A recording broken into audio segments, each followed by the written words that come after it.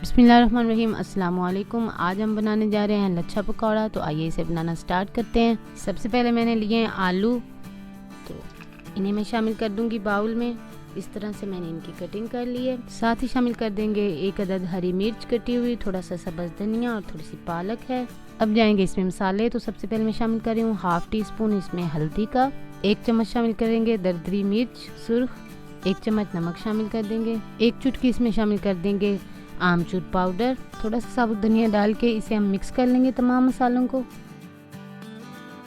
यहाँ पे मैंने लिया बेसन। लच्छा पकौड़ा में बेसन जो है वो बहुत कम डाला जाता है, तो बेसन ऊपर फैला के इसे हल्के हाथों से हम मिक्स कर लेंगे।